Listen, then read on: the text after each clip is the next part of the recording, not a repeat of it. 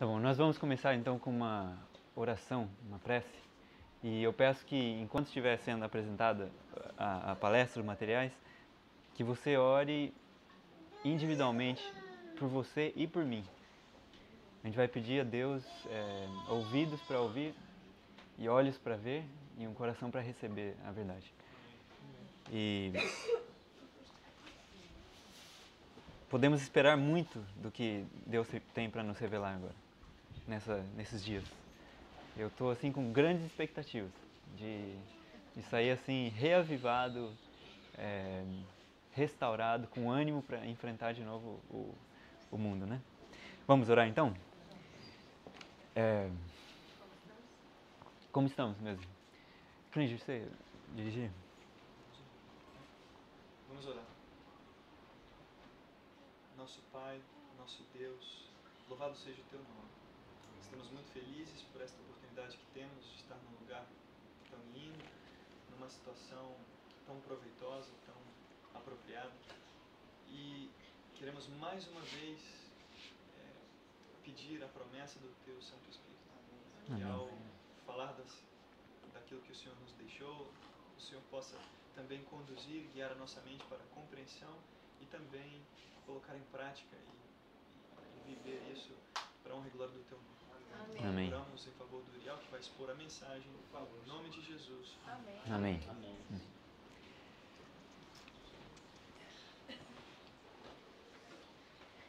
Recentemente, o Centro White lançou um livro em formato digital. Se você tiver interesse, você pode encontrar no site. O site é centroWhite.org.br e na seção de downloads tem alguns e-books que foram lançados. Um deles chama O Grande Movimento Adventista. O Grande Movimento Adventista. Esse livro foi escrito por um dos pioneiros da igreja chamado Loughborough, John Norton Loughborough. E esse senhor tinha 12 anos em 1844. Ele não era parte dos mileritas, mas ele conhecia o movimento muito de perto. E em 1849 ele se juntou à mensagem. E em 1852 ele aceitou a terceira mensagem angélica, aceitou o sábado, aceitou as verdades que estavam sendo pregadas, e aí ele se tornou um adventista do sétimo dia e começou a pregar. Ellen White levou ele nas viagens que ela fazia, ela e Tiago White. Ele era bem mais novo, então eles levavam ele, e um dia ela disse para ele assim: agora você precisa escrever o que você viu. E ele escreveu o livro de história. Então ele foi o único pioneiro, testemunho ocular, que escreveu a história da Igreja Adventista. Todos os outros livros de história que vieram posteriormente não foram de gente que viu, né? Foi gente que pegou ele ou outras pessoas e citou, né? E eu recomendo esse livro porque ele traz muito reavivamento espiritual pra gente. À medida que eu estava lendo, eu me sentia assim muito próximo de Deus. E eu tenho em minhas mãos um breve resumo de 1831 a 1910. Eu tenho 3 cópias aqui, ó. Infelizmente eu não trouxe, mas se alguém tiver interesse, pode pegar aqui. 3 cópias. Tem a última. Aqui? Tá bom. De 1831 a 1910. Aqui tem datas desse lado esquerdo e o que foi acontecendo do lado direito. Então você começa ali com Guilherme Miller. Ele inicia a pregação em 1831. E em 38, Josias Litch aceita a ideia da mensagem da segunda vinda. Em 1839, José Bates, Josué Himes, Samuel Snow aceitam a mensagem. E aí começa o Ministério de Publicações. Em 1840, Ellen White, que chamava Ellen Harmon na época, e a família aceitaram a mensagem. Em 41, Tiago White, Carlos Fitch. 42, George Storrs, William Farnworth. Em 43, Crozier, Irão Edson, J.N. Andrews aceitam a mensagem. E em 44, a segunda mensagem angélica começa a soar. A primeira começou com a pregação de Guilherme Miller, em 1831. A mensagem do primeiro anjo. Nós estamos hoje na mensagem do terceiro anjo. Vocês lembram daqueles dois senhores que foram chamados antes de Ellen White para ser profetas? Hazen Foss e William Foy. Como é que você sabe qual foi o... Porque teve um que até que pregou um pouco, ele escreveu um livro, e o outro não pregou nada. Como que a gente sabe qual foi qual? Qual que foi profeta? Depois disso aqui vocês vão lembrar sempre. William Foy. O Foy foi. E o Foss não foi. Ele foi para Foz. É fácil de lembrar, né? Foss foi profeta. E, na verdade... Hã? Eu falei Foss foi? Não, é Foy foi. Desculpa. Por que Hazen Foss não pregou do jeito que deveria? Nesse livro do Loughborough que eu mencionei, ele conta um pouco sobre Hazen Foss. E pelo que eu entendi, pelo que o livro diz, Hazen Foss estava esperando entrar no céu. Ele estava esperando que em 1844 eles devessem entrar. E Deus deu uma visão para ele mostrando 3 degraus, 3 passos. E ele tinha entendido que eles já estavam no segundo passo. E ele ficou muito inculcado com a ideia de como que tem um terceiro passo se a gente já está entrando no céu. Como que tem mais uma coisa a ser feita se Cristo está voltando agora? Então ele ficou com medo de falar isso aí. E ele ficou com medo do que a mensagem causaria.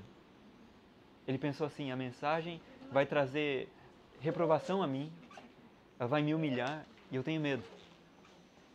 E embora Deus tivesse dito a ele, vai e prega para as pessoas o que foi mostrado para você, ele resistiu a isso. Mas nosso Deus é um Deus de muita misericórdia. Muita misericórdia. E ele deu mais uma visão para Hazen Foss. E ele disse assim, vai e prega para as pessoas o que eu te mostrei. Se você não fizer isso, essa responsabilidade vai ser retirada de você e vai ser posta sobre uma outra pessoa. E como ele descreveu, que Deus falou, seria posta sobre o mais fraco dos filhos dos homens. O mais fraco dos filhos dos homens. Então, assim dá para ter uma ideia de como que Ellen White era. Hazen Foss era uma pessoa erudita, alto, né, que transparecia conhecimento, nobreza. E parece que Deus, às vezes, ele escolhe os mais simples, os mais humildes, porque eles vão ser usados, eles aceitam. E os mais elevados, eu não sei por que a gente pode algum dia tentar descobrir a razão mais profunda de por que ele não aceitou. Mas ele teve uma terceira visão e aí foi dito a ele assim, a responsabilidade foi tirada de você. E quando ele teve essa visão, ele ficou desesperado. E ele disse assim, ai não, agora eu vou falar. E ele reuniu um grupo de pessoas, subiu num negócio lá e falou assim, eu vou falar para vocês a visão que Deus me revelou. Eu tenho que falar. E quando ele foi falar, o que saiu? Não saía uma palavra. E ele entrou em desespero e ele disse assim, eu sou um homem perdido. Eu sou um homem perdido. Segundo o livro do Loughborough, algum tempo depois, não muito tempo depois, ele estava numa casa e num aposento daquela casa ele ouviu alguém falando a mesma visão que ele teve. E ele foi lá e era Ellen Harmon, posteriormente Ellen White. E ele disse assim, esse é o mensageiro que Deus escolheu. É para ela que passou a responsabilidade. Eles foram desapontados em 1844, nós sabemos a história. E não foi um desapontamento como o que a gente tem. Eu não sei se alguém aqui já perdeu casa. Deve ser um desapontamento forte, perder uma casa. Ou um filho, uma filha. Mas o desapontamento deles era um desapontamento que envolvia as esperanças mais sublimes que uma pessoa pode ter. O encontro com Jesus Cristo, a salvação, a vida eterna, ir para o céu no dia seguinte. Esse tipo de desapontamento dá algo no coração que deve ser tão forte que, pelo que Irão Edson descreveu, eles choraram da meia-noite até o dia raiar. E eu não conheço alguém que tenha feito isso. Na verdade, uma pessoa disse que já fez isso. Chorar da meia-noite até o raiar do dia. Foi esse o tipo de desapontamento que eles tiveram. Vocês têm ideia quantos milleritas haviam junto com Guilherme Miller, só nos Estados Unidos? Quantas pessoas aguardando a vinda de Cristo? Quantas pessoas tinham? 50 mil, Mais ou menos 50 mil são as estimativas. O que aconteceu com esse grupo de gente, tantas pessoas, tantos ministros que pregavam, após o desapontamento? O que aconteceu? Ele se reduziu para mais ou menos metade? Não. Um terço, assim? 10%? 1%? Olha, na verdade, eu não sei os números certos. Mas eu sei uma coisa. Sobrou um punhado. Sobrou umas 20 pessoas. Bem pouquinho. 50, eu não sei, na verdade, quantas. Eu acho que é muito menos. Muito menos que 1 entre 20. Porque se você pega os grupos que Loftborough descreve, ele diz assim, sobraram alguns adventistas que eram do primeiro dia, ou seja, que continuavam guardando o domingo, e sobraram alguns adventistas espalhados que aí começaram a aceitar o sétimo dia. A mensagem do sábado faz parte da terceira mensagem angélica. A mensagem do santuário faz parte da terceira mensagem angélica. E isso foi chegando para os milleritas, para aquele grupo os remanescentes. E essa crise poderia ter sido atenuada, possivelmente, se Reis Foss ou Ford tivessem aceitado. A mensagem? Como Jesus antes da crise também avisou, olha, o filho do homem vai morrer, vão bater nele, e não entrava. E por isso eles tiveram que cair. Muitas coisas podiam ter acontecido para atenuar a crise e para Jesus voltar antes. Literalmente voltar antes de hoje. Muitas coisas podiam ter sido feitas. Muriel é interessante porque depois disso, né, no livro, acho que é no conflito, não sei onde que ela fala, 1911, né, da Guerra Bolchevita, ela fala que Jesus podia ter voltado antes disso. Sim, ele poderia ter voltado. Ela disse assim, se os milleritas houvessem permanecido fiéis, se eles tivessem permanecido, se eles não tivessem abandonado o barco, Cristo já poderia ter vindo. Pouco tempo depois de 1844. E a gente está vivendo em tempo emprestado, tipo assim. E é esse o ponto que eu quero chegar. Nós estamos vivendo em tempo emprestado. Já passou do tempo normal. Está no tempo já que não precisava estar. Eu quero apontar aqui para vocês, nesse material, algumas vezes que ela disse que Jesus poderia ter voltado. Como a maioria de nós não está com a folha, eu vou ler. Tá? Em 1868, vamos olhar, em 68, panfleto 98, página 16, Ellen White diz assim, que houve um atraso tão longo, ela fala com essas palavras, atraso tão longo.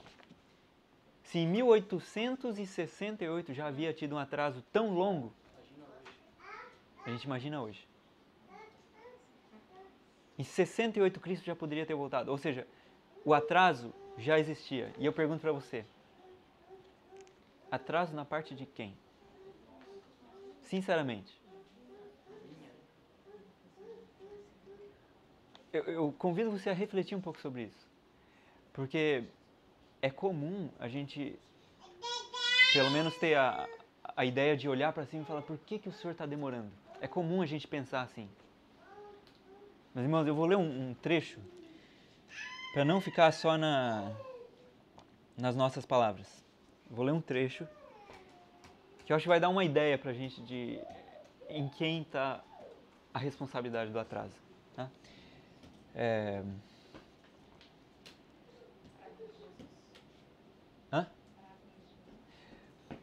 Pode falar esse texto aí. Você lembra? É esse que você está pensando?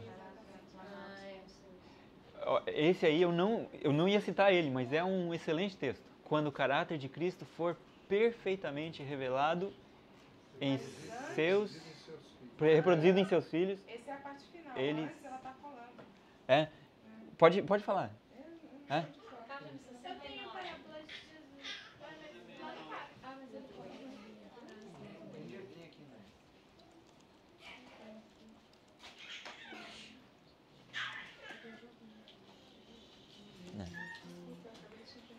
Enquanto vocês procuram isso aí, deixa eu... 69, achou? Então pode ler. É. Parábola de Jesus 69. Pode ler. Ou Klinger, se quiser ler. Está falando da colheita que vai ficar maduro e tal. E então ele chega a dizer: Cristo aguarda com fremente desejo a manifestação de si mesmo em sua igreja. Quando o caráter de Cristo se reproduzir perfeitamente em seu povo, então virá para reclamá-los como seus.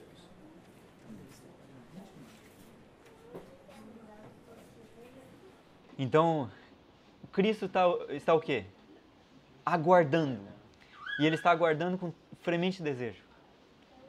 Eu vou ler um outro texto aqui que se encontra em Cartas de Battle Creek, página 55. E está escrito assim: uma maravilhosa obra poderia ter sido feita pelo grande grupo reunido em Battle Creek na Conferência Geral de 1901. Se os líderes de nossa obra, prestem atenção agora, se os líderes de nossa obra tivessem, se os líderes de nossa obra tivessem segurado isso em mãos, tivessem tomado isso em mãos, mas a obra que todo o céu estava esperando fazer, assim que o homem preparasse o caminho, não foi feita. A obra que todo o céu estava esperando fazer, assim que o homem preparasse o caminho, não foi feita. Tem alguma coisa segurando o céu de fazer a obra? Tem alguma coisa? Tem alguma coisa. Você achou? Seguinte, depois dessa que o Klinger citou, no parágrafo seguinte está escrito: todo cristão tem o privilégio não só de esperar a vinda de nosso Senhor Jesus Cristo, como também de apressá-la. Se todos os que professam seu nome produzissem fruto para sua glória, quão depressa não estaria o mundo todo semeado com a semente do Evangelho? Rapidamente amadureceria a última grande seara e Cristo viria a recolher o precioso grão, como está escrito em Apocalipse 14, no final, que ele vem com a foice. Parábola de Jesus, página Aqui está 29. Então eu só vou, em poucas palavras, dizer, eu não sei se pegou direito no microfone, mas o que Klinger leu foi: todo o céu está aguardando com fremente desejo. E aí o que você leu foi: nós podemos apressar. É um privilégio de todo cristão não só aguardar a vinda de Cristo, mas apressá-la. Se nós tivéssemos o fruto, Jesus já teria vindo buscar a seara. Se tivéssemos o fruto, Jesus teria vindo buscar. Ótimo. Eu quero convidar vocês a abrir a Bíblia em Apocalipse 7. Capítulo 7. E nós vamos ver ali o verso 1 em diante. Apocalipse 7, verso 1 em diante.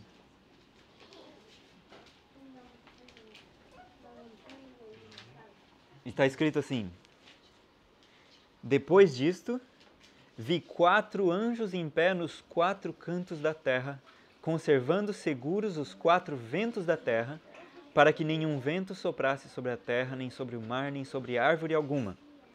Vi outro anjo que subia do nascente do sol, tendo o selo do Deus vivo, e clamou em grande voz aos 4 anjos, aqueles aos quais foi dado fazer dano à terra e ao mar, dizendo: não danifiqueis nem a terra, nem o mar, nem as árvores, até selarmos na fronte os servos do nosso Deus. Interessante que no livro Primeiros Escritos, Ellen White fala um pedaço a mais ainda da frase que o anjo diz. E eu quero até ler para vocês o que está escrito aqui. Primeiros Escritos, página 37. E diz assim: vi 4 anjos que tinham uma obra a fazer na terra, e estavam em vias de cumpri-la. Jesus estava vestido com trajes sacerdotais. Ele olhou compassivamente para os remanescentes, levantou então as mãos e com voz de profunda compaixão exclamou: meu sangue, Pai, meu sangue, meu sangue. Via então que de Deus que estava sentado sobre o trono branco saía uma luz extraordinariamente brilhante e derramava-se ao redor de Jesus. Via a seguir um anjo com uma missão da parte de Jesus, voando rapidamente aos 4 anjos que tinham a obra a fazer na terra, agitando para cima e para baixo alguma coisa que tinha na mão e clamando com grande voz: segurai, segurai, segurai, segurai, até que os servos de Deus sejam selados na fronte. Eu pergunto para você, o que está segurando a obra? A gente leu na Bíblia e no Espírito de Profecia, tem uma coisa que está segurando. O que está segurando? O selamento.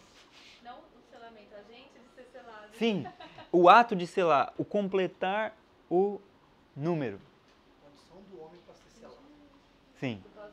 Enquanto a gente não entra na condição para receber o selo de Deus, nós não permitimos que Jesus volte. Então Deus é muito misericordioso de estar assim, fica bonzinho porque eu quero, porque ele poderia, não está classificado para selamento, próximo, né?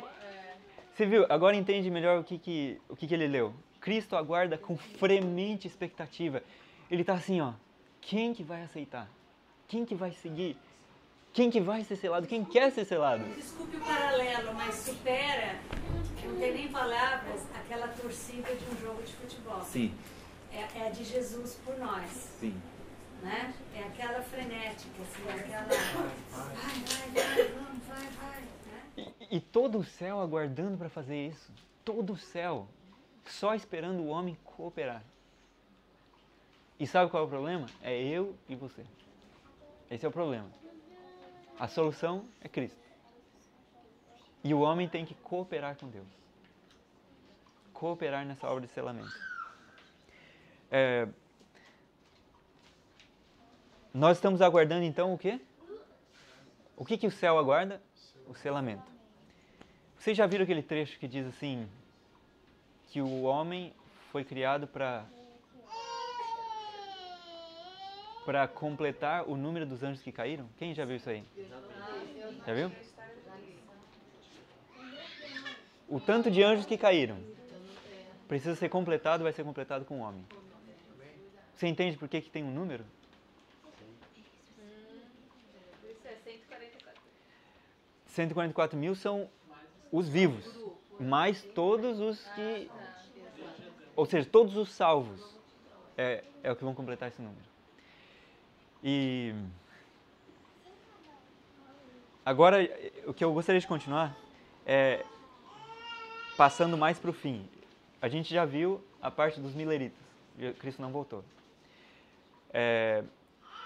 Existem várias citações que Ellen White menciona que Cristo poderia ter vindo.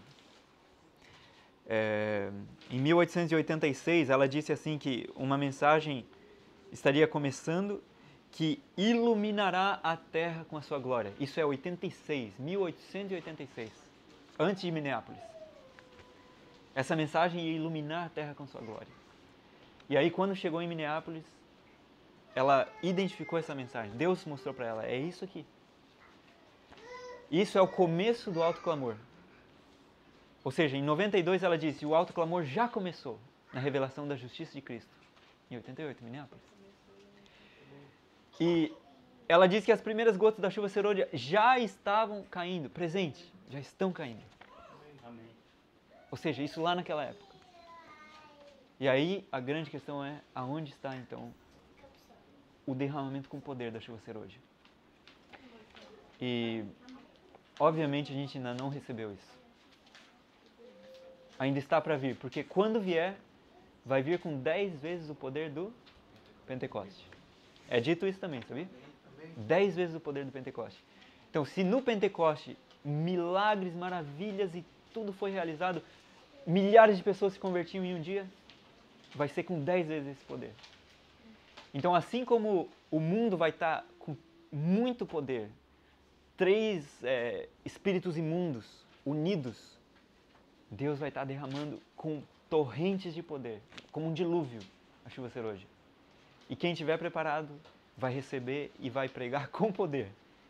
E isso vai enfurecer os ímpios. Mas nós não vamos ter medo. Isso que na época era só 12, né? Era 12? A quantidade Imagina agora. 12 mil por cada. Só aqui já tem mais de 12, né?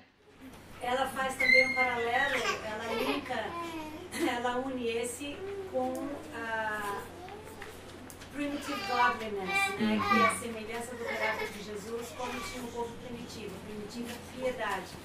E a gente sempre escuta isso, primitiva piedade, mas eu comecei a fazer um estudo que não está terminado, o que é a primitiva piedade, né?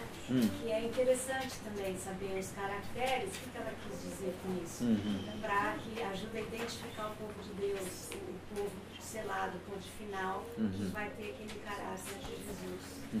Primitivo, como tinha o povo primitivo. Agora é engraçado entendermos que nós estamos ainda no finalzinho da chuva temporânea. E a gente já está vendo uma obra tamanha, os que dão muito estudo bíblico, né? De pessoas assim, se chegar num lugar sedentas de uma tal forma que a gente acredita que isso seja chuva serôdia. Semana eu cheguei num lugar assim, tinha acho que umas 15 ou 20 pessoas querendo saber, onde nunca tinham ouvido falar sobre o Adventismo e não comiam carne de porco, guardavam o sábado, e aí eu assustei chegando naquele lugar bem longe, bem afastado no meio do mato, sabe, você dá um impacto assim, e aí a gente fala, nossa, é a chuva serôdia, e isso é o finalzinho da chuva temporânea, você imagina o poder que a chuva serôdia vai ter, né? Muito grande. A gente só pode imaginar, né? Mas eu digo assim, que quando a gente lê um pouco esse material do Loughborough, e a gente vê que poder que eles tinham pregando, sabe? Pregando em 1844, logo antes da vinda de 22 de outubro, né? Dá um gostinho. Prescott, eu não lembro a data agora, mas foi nos 90, ele disse assim,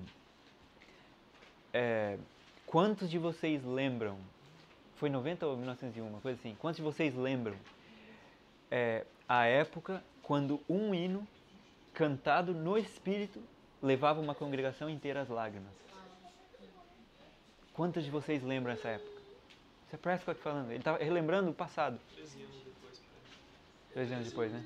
Foi 1901 então, né? De manhã eu ouvi uma coisa cantando. Sério, alguém tava tocando, tava emocionando. Era algum hino.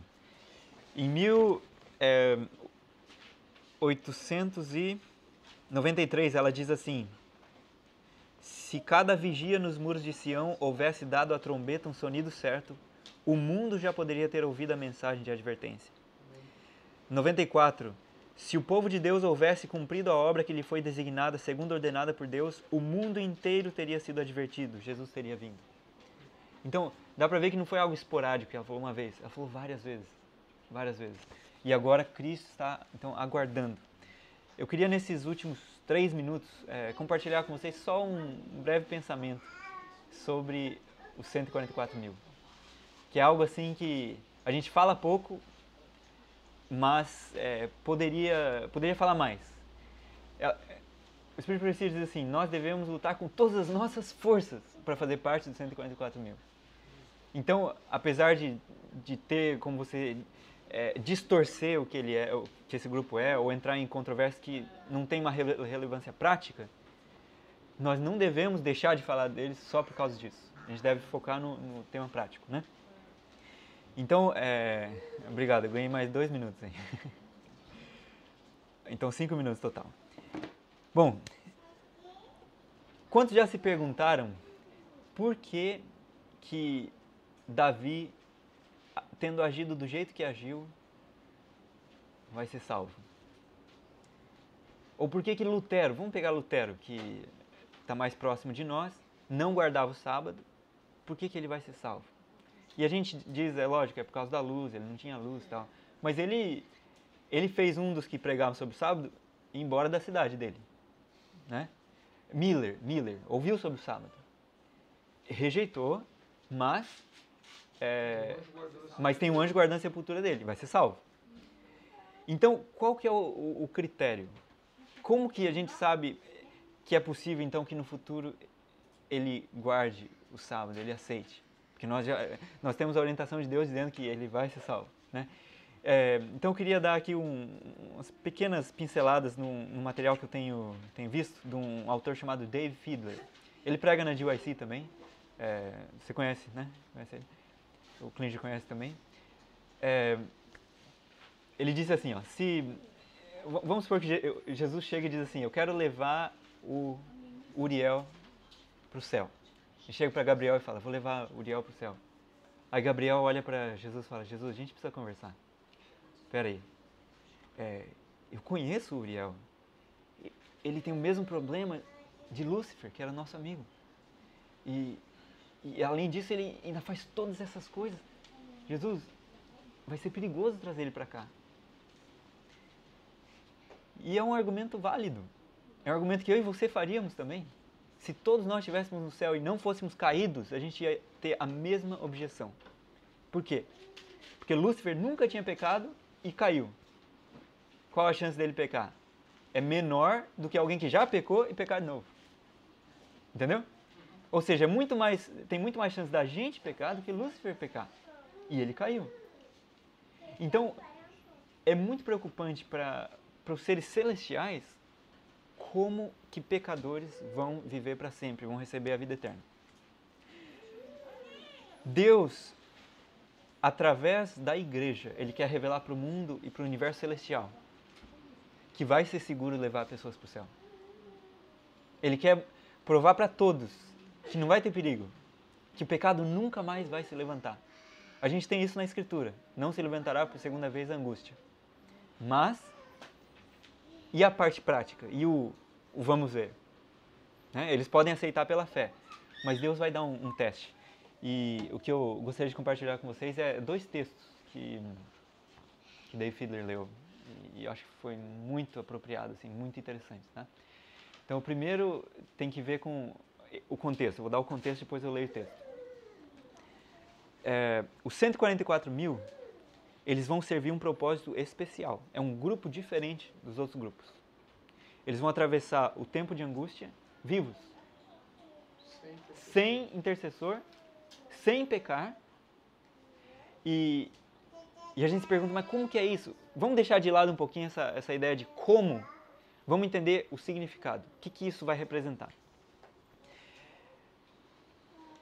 Será que Lutero teria transgredido o sábado se ele tivesse a luz que a gente tem? É uma conjectura, eu sei que a gente está na conjectura, mas será que ele teria feito? Eu creio que não. Porque ele tentou seguir a luz que ele tinha. A verdade presente. Lembra que naquela época da igreja, na igreja de... Qual que foi a das 7 igrejas? Foi Tiatira, né? Não, foi Tiatira, Sardes. Foi Sardes. Tem uma frase que diz assim, outra carga não porei sobre vós. Lembra disso? Deus tinha dado a luz e eles estavam seguindo a luz. Deus falou, outra carga eu não vou pôr sobre você. Aguentar, exatamente. Aí chegou na hora, Deus deu mais luz, né? Então, Lutero teria aceito essa verdade? Possivelmente. Guilherme Miller, se ele tivesse toda a luz que a gente tem, será que ele teria andado na luz? Eu creio que sim. E como que Deus usa, então, os 144 mil para provar que é seguro levar até aqueles que não aceitaram a verdade antes para o céu. Porque os 144 mil, tudo bem, eles não vão ter pecado, eles vão estar... O evangelho vai ter sido pregado para todos. Ou seja, a questão de não saber a luz vai ser eliminada, certo? Essa questão de, é que ele não sabia. Não, o evangelho vai ter sido pregado para toda criatura. Todos vão estar claramente iluminados quanto ao que Deus pede e o que Satanás pede. Sábado e domingo. E outras coisas mais. Agora, será que é só isso? É só por isso? Só porque eles têm toda a luz, estão guardando toda a luz? Não. Acabou meu tempo praticamente. Eu vou falar só a leitura aqui do texto e a gente vai terminar. Eles têm que passar pelo teste mais difícil que é possível. Qual que é o teste mais difícil possível?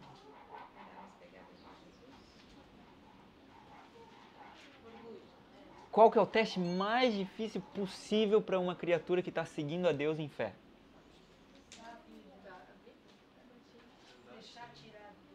Eu vou dar um exemplo, uma dica para vocês, e eu acho que vocês vão saber. O que Jesus falou na cruz?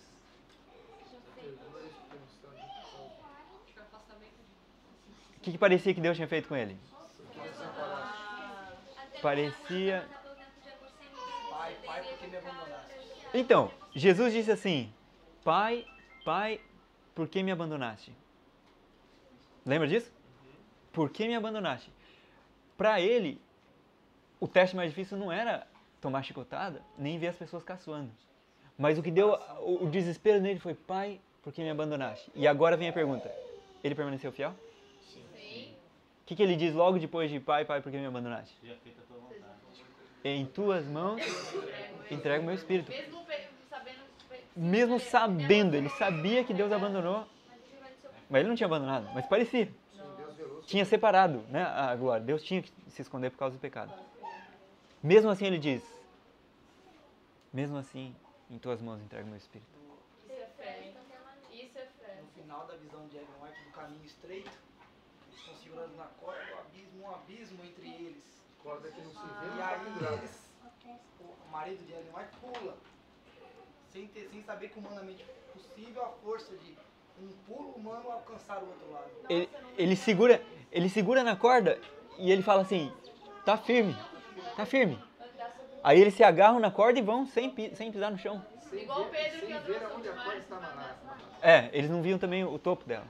E ela vai ficando grossa e eles vão vendo que vai segurando. E essa corda representa a nossa fé. Mas agora deixa eu ler o texto que eu acho que vai resolver isso aqui e a gente termina. Diz assim, ó. O contexto aqui está falando sobre aqueles que vão passar pela angústia de Jacó. Tá? O título chama Jacó e o Anjo. Signs of the Times, 27 de novembro de 1879. E ela diz assim, aqueles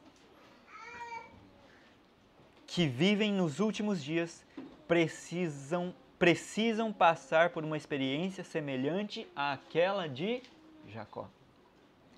Inimigos estarão em todo o seu redor, prontos para condená-los e destruí-los. Desespero e alarma tomará conta deles, pois para eles, assim como para Jacó, em sua angústia, parece que Deus se tornou seu inimigo vingador. Isso é muito forte. Olha isso! Igual Cristo, o mesmo que Cristo sentiu, nós vamos sentir. Olha o que parece para os 144 mil. Parece que para eles Deus se tornou seu inimigo vingador. Isso é a angústia de Jacó, então. Então agora pensa comigo. Deus, eu estou sendo fiel a Ti. Eu perdi o meu emprego. Eu perdi minha família. Eu estou sendo perseguido. As pessoas estão com metralhadora atrás de mim.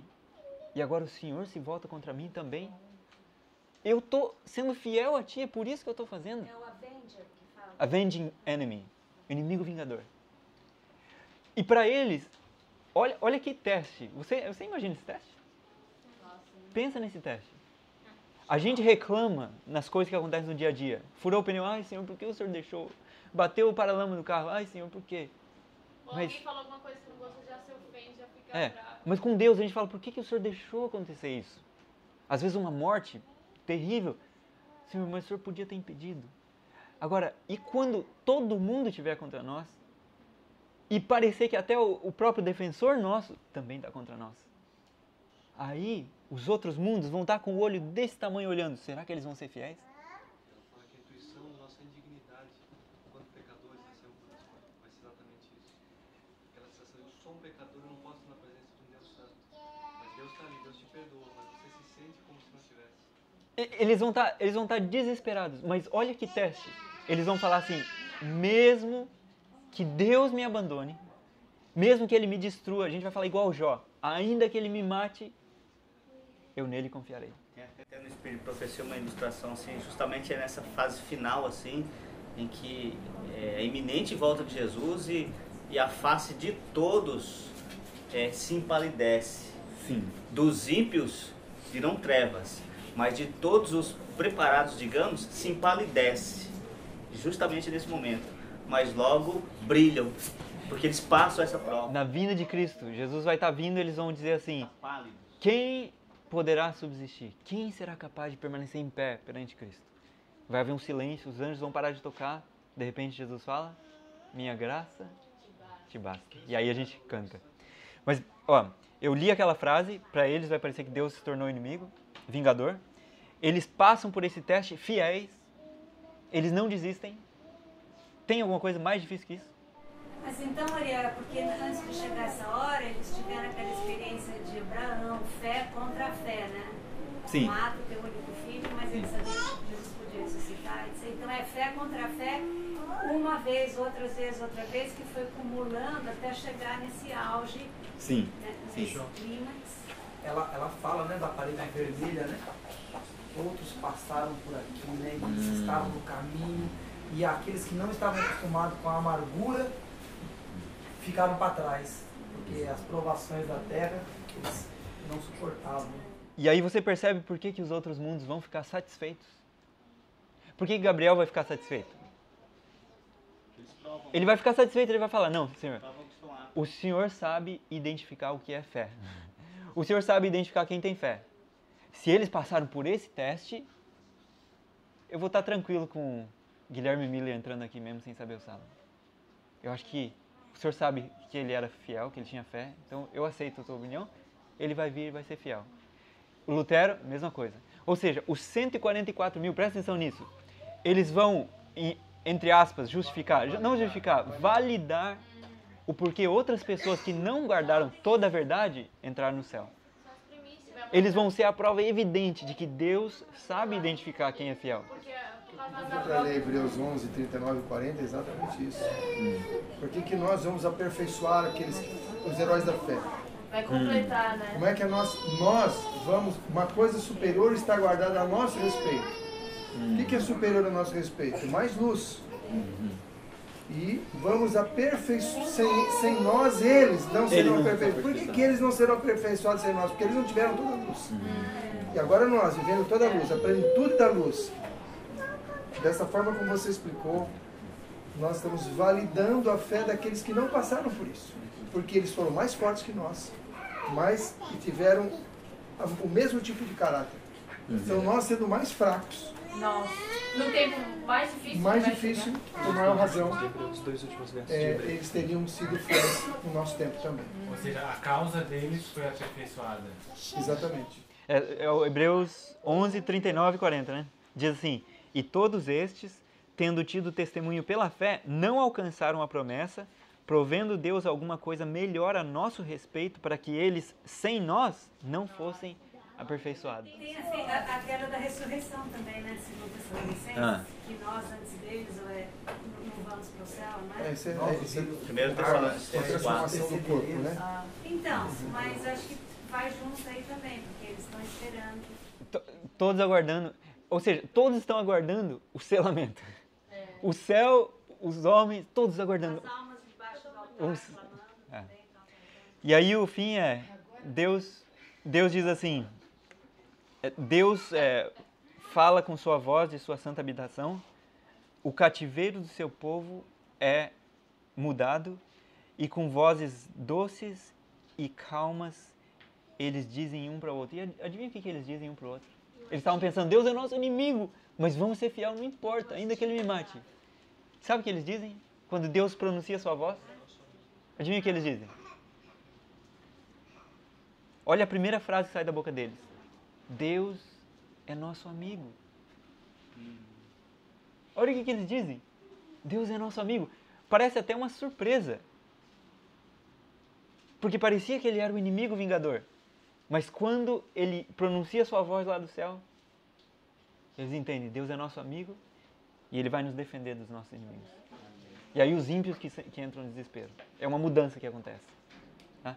Então, pela graça de Deus, eu quero estar entre 144 mil. Se eu tiver que morrer, tudo bem. Mas se eu puder, eu quero estar entre eles. E eu convido cada um de nós a fazer a mesma decisão e a honrar a Deus. E a viver de acordo com o recebimento do selamento. Cumprir as condições que Deus especifica para isso. E pedir. E confiar. Porque eles não entraram por causa da incredulidade. Guarda-te para que ninguém tome a tua coroa. Eles podiam ter tido a coroa. Mas por negarem a fé, foi perdendo. Eles não confiaram na promessa de Deus. A promessa de Deus. A promessa é essa, foi a incredulidade. A transformação total do nosso caráter. O poder que Deus tem para nos fazer vitoriosos. Então, se você acredita que o homem vai pecar até o final, você já está desacreditando da promessa. É impressionante, é tão claro, tanto na Bíblia quanto os textos da Ellen White, é tão óbvio, é tão claro. A gente que prega nas nossas igrejas, né? A gente vê, a gente pregando, a gente vivendo, e eles falando o amém, e aí você vai passar uma tarde com eles e ver fazendo uma coisa totalmente ao contrário, aquilo que as escrituras próprias disseram e contra aquilo que eles mesmos disseram amém. E aí você fica assim, tipo, meio que frustrado e é uma situação meio complicada nos nossos últimos dias, sendo tão claro assim. Né? A gente canta aí nos planos para morrer. Na verdade, o formato seria 35 minutos, 10 minutos de comentários. Os comentários foram feitos ao mesmo tempo em que ele falava, por isso que eu deixei continuar. Então, aí corta essa questão de comentários para não atrapalhar a próxima palestra e, eventualmente, o almoço. Vocês, inclusive, eu deixo aqui já estabelecido antes, vai ter um momento de oração agora, mas antes eu Uriel podia fazer uma oração. Vamos terminar então com uma prece, né? Vamos nos ajoelhar? Querido bom Deus, nosso Pai que estás nos céus, louvamos o Teu nome porque o Senhor é maravilhoso para nós. Louvamos o Teu nome porque o Senhor deixou tanta luz para nós. E nós pedimos que o Senhor cumpra em nós a Tua vontade. E nos faça andar na luz. Queremos nos consagrar a Ti. Pedimos que retires de nós, faça-nos vencer a nossa vontade perversa. E cumpra em nós a Tua vontade santificada. Nós pedimos isso e Te agradecemos. E confiamos em Ti, Senhor, em nome de Jesus. Amém.